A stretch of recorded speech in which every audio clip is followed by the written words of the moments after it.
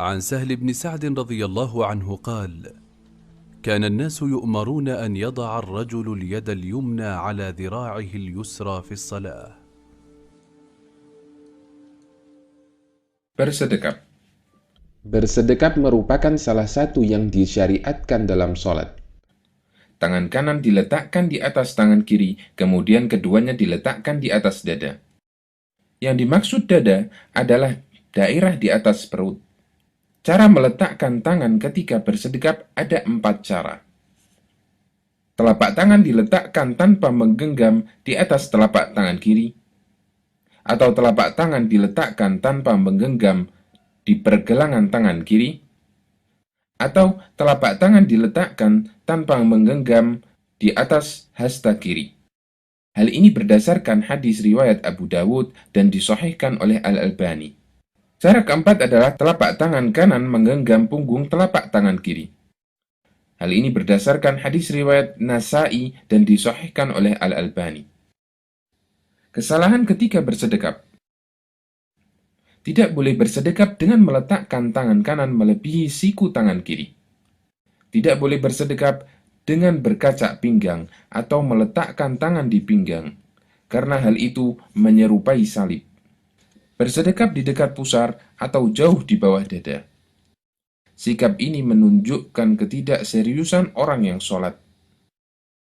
Menggenggam dengan hanya menggabungkan jari kelingking dengan jempol, sedangkan 3 jari sisanya dibuka. Cara bersedekap seperti ini dilakukan oleh sebagian Hanafiyah.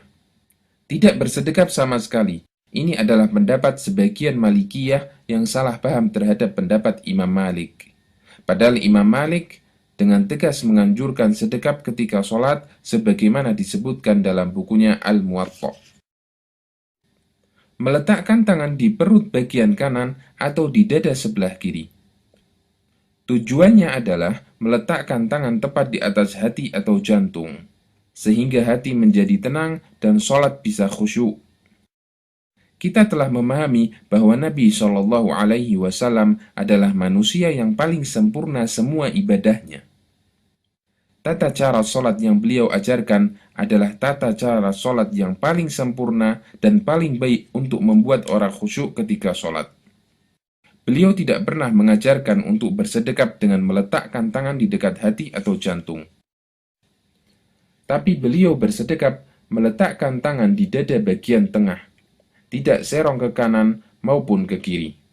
Maka ini menunjukkan bahwa bersedekap dengan meletakkan tangan agak ke samping kanan atau kiri bukanlah termasuk cara untuk membuat sholat kita menjadi khusyuk.